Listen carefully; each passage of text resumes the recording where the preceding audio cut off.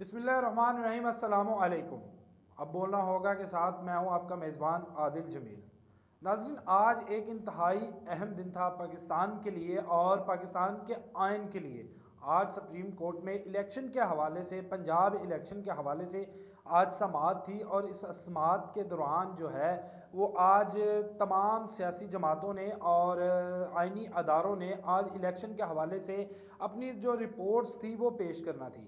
और जिस हवाले से जो है चीफ जस्टिस उमर अता बंदयाल साहब ये आज की समाअत कर रहे थे, जो समाअत जो कि ख़त्म हो चुकी है और समाअत जो है वो मुलतवी कर दी गई है। आज की समाअत, इस हवाले से समाअत के अंदर जो चीज़ें हैं वो काफ़ी हद तक क्लियर होती हुई नज़र आ गई हैं। यहाँ पर सुप्रीम कोर्ट के जो चीफ जस्टिस हैं, चीफ जस्टिस उमर अता बंदयाल, वो समाअत कर रहे थे, तो इस हवाले से उन्होंने आज जो है एक वाज़ेह पैगाम दिया, वाज़ेह पैगाम जिसके मुताबिक कि इलेक्शन जो है वो आइन के मुताबिक होंगे। उनका कहना था कि कोई भी, उनके रिमार्क्स थे कि कोई भी काम जो है वो आइन से बाहर होकर नहीं कर सकते। और वो वाज़ेह तौर पर जो है ये एक पैगाम दिया, एक पैगाम भेजा, जिसे हम कह सकते हैं कि छुपे अल्फाज में पैगाम था तमाम अदारों के लिए, PDM के लिए, और जो अदारे इलेक्शन करवाने में अपना किरदार अदा करते हैं उनके लिए, कि आइन से किसी सूरत एनराफ जो है वो मुमकिन नहीं।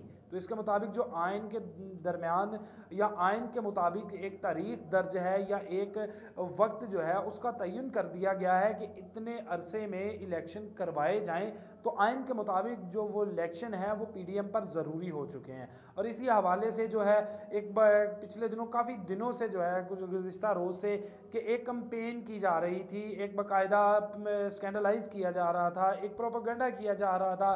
कल जैसे जनाब चीफ जस्टिस साहब थे, उनकी सेहत के हवाले से कुछ मसाइल थे, तो जिसके बारे में प्रोपेगेंडा था वो जारी कर दिया गया और न जाने उसको क्या क्या पेश किया गया। मकसद सिर्फ अदलिया को दबाव में लाना था। लेकिन यहाँ पर अदलिया फिर डटी रही और चीफ जस्टिस उमर अता बंदयाल एक दफ़ा फिर आइन के मुहाफिज बनकर जो है वो आज सामने आ खड़े हुए और उन्होंने वाज़ेह तौर पर कहा, तमाम जमातों को जो है वो आज की समाज से पहले मौका दिया गया था कि आपस में मुशावरत करें।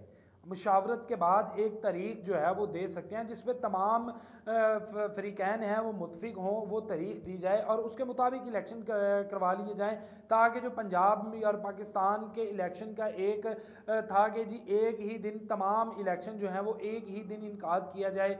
और यही तवील और यही बहाना PDM जो है वो लेकर बार बार असम्बलियों में पेश हो रही थी और अदालतों में पेश हो रही थी कि एक ही दिन जो है वो इलेक्शन करवाए जाएँ।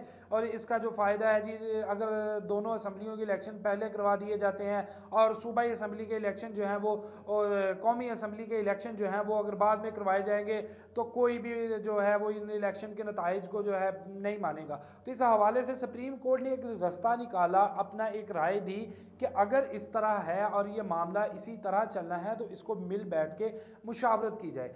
मुशावरत के बाद जो है एक तारीख दे दी जाए जिसके मुताबिक इलेक्शन करवा लिए जाएंगे और वही तारीख जो होगी उसमें तमाम असम्बलियों के इलेक्शन होंगे और पता चल जाएगा कि इलेक्शन की जो डेट थी उस हवाले से जी ये एक मसला ख़त्म हो गया। लेकिन यहाँ पर PDM ने फिर एक चाल चली और क्योंकि PDM की तो इस टाइम ज़िंदगी जो है वो हुकूमत में रहने पे है, क्योंकि हुकूमत में रहेंगे तो फिर ही ये बचते हैं और ये इलेक्शन तो किसी सूरत नहीं चाहते। आज उन्होंने जो है वो मुज़ाकरत के लिए बुला लिया, कल तक कोई मुज़ाकरत नहीं थे, भाग रहे थे, बल्कि इनके रहनुमा थे जो भी है PDM के सरबराह भी अक्सर वक्तन फ़वक्तन जो है वो अब इलेक्शन के हवाले से मुज़ाकरत करने हैं, तो उस हवाले से अक्सर हमने देखा कि वो इनकारी थे कि इलेक्शन नहीं होंगे जी, हमें मुज़ाकरत नहीं कर सकते, इमरान खान के साथ नहीं बैठ सकते।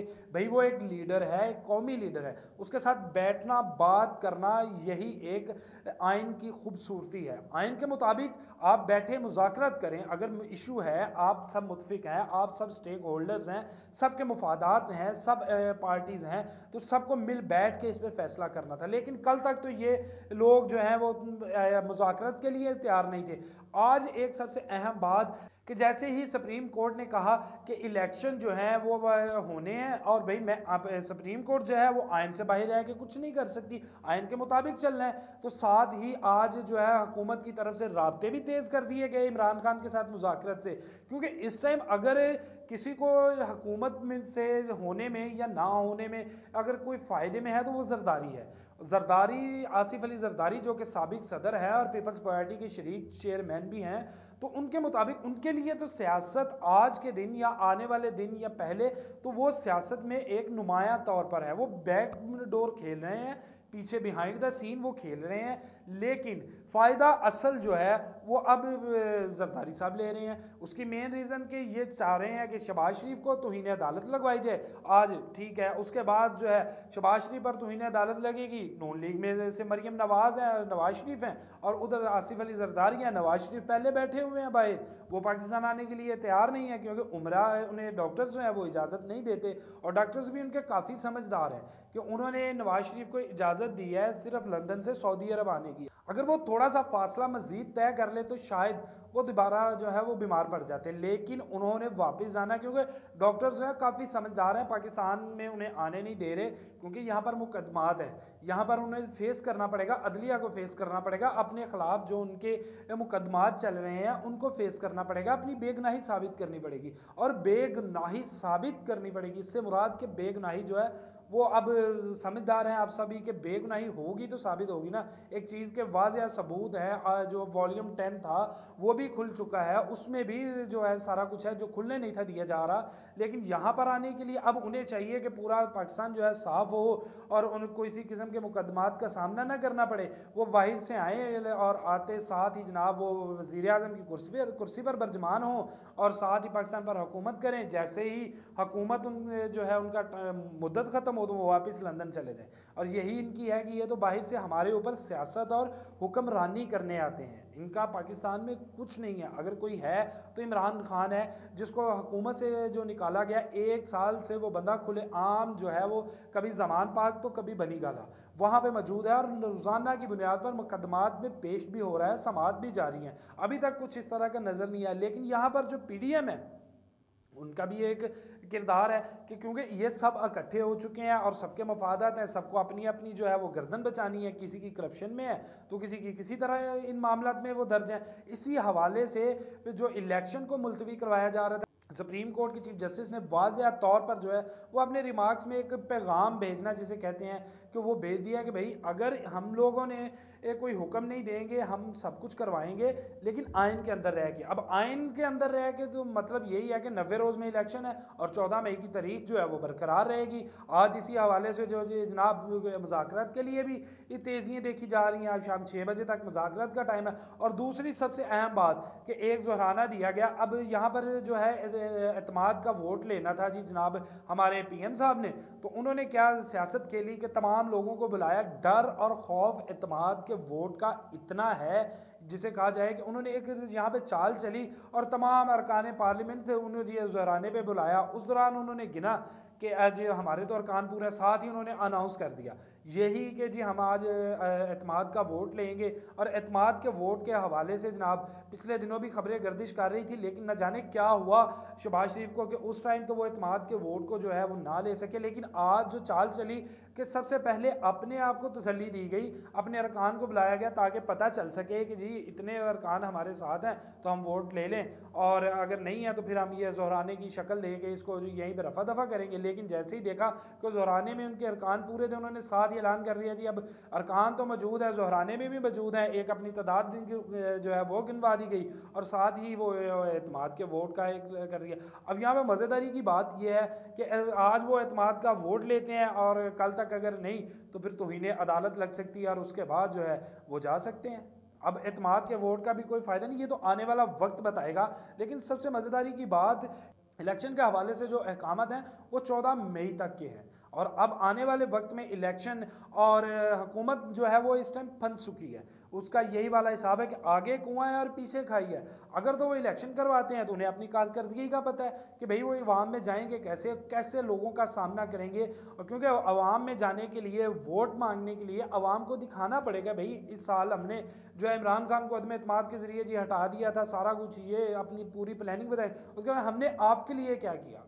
आम आदमी का मसला सबसे बड़ा ये है कि भाई मेरे लिए क्या किया आपने। अगर इमरान खान हुकूमत नहीं कर पा रहा था, आपने उसको निकाला अदम एतमाद के, वो तो सबको पता है, लेकिन आप लोगों ने क्या किया। अब इस दफ़ा दिखाने के लिए उनके पास कुछ भी नहीं है कि क्या वो आवाम को मुंह दिखाएंगे। और इसके हवाले से जनाब, और दूसरी है कि अगर वो इलेक्शन नहीं करवाते तो फिर सीधी सीधी तौहीन अदालत है। अब शहबाज शरीफ तो नाअहली के बाद हो जाएंगे बाहर, मियाँ साहब वैसे ही है। मरियम नवाज़ को तो वो वैसे ही पीटीआई की तरफ से खेलती हैं कि मरियम नवाज़ तो पीटीआई का वो खिलाड़ी है जो बाहर रह के उनके लिए खेल रहा है। मरियम नवाज़ की सूरत हाल इस टाइम ऐसी है। और उसके बाद अगर मरियम नवाज़ जो हैं वो शहबाज शरीफ की नाअहली के बाद क़यादत नहीं है, तो फिर सीधा सीधा इसका फ़ायदा जो लेगा वो ज़रदारी साहब हैं, आसफ़ अली ज़रदारी हैं। वो खुल के खेल रहे हैं, पीछे हैं जनाब, और वो अपनी डोरियाँ हिला रहे हैं और खटपुतली की तरह सबको नचा रहे हैं। और असल उनका फ़ायदा जो आज की लड़ाई है, पिछले दिनों से जो वो इलेक्शन के हवाले से एक सियासी लड़ाई थी, अगर देखा जाए तो उसमें सबसे ज़्यादा वाज़ेह और कलीदी किरदार भी आसिफ अली ज़रदारी का है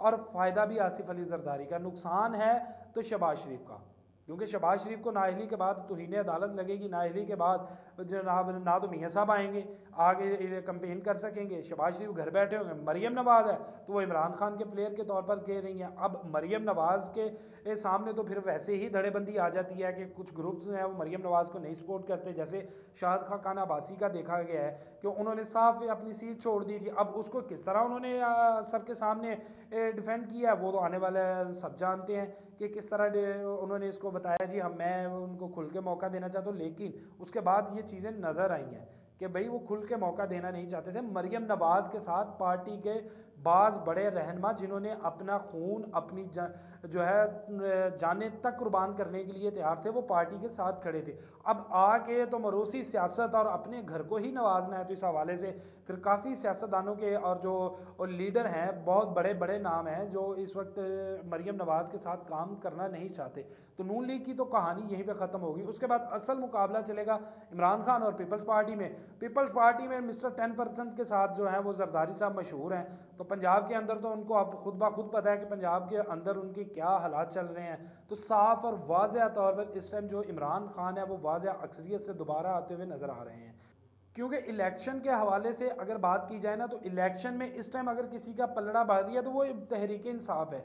वो मुकम्मल तौर पर फ्रंट फुट पर आके खेल रही है और वो फ्रंट फुट पर होते हुए मुकम्मल तैयारी के साथ, यहाँ तक कि उन्होंने अपने कैंडिडेट्स को नामजद करके टिकट्स के सब मामला तय करके अब वो अपनी इंतखाबी मुहिम शुरू कर चुके हैं। जबकि दूसरी जानिब अगर देखा जाए तो नून लीग ने अभी तक उम्मीदवार नामजद नहीं किए, या शायद ये भी कहना मुनासिब है कि भाई उनको उम्मीदवार नून लीग को नहीं मिल रहे कि कौन उनकी सीट पे आकर खड़े जो है नून लीग की तरफ से इलेक्शन लड़ेगा।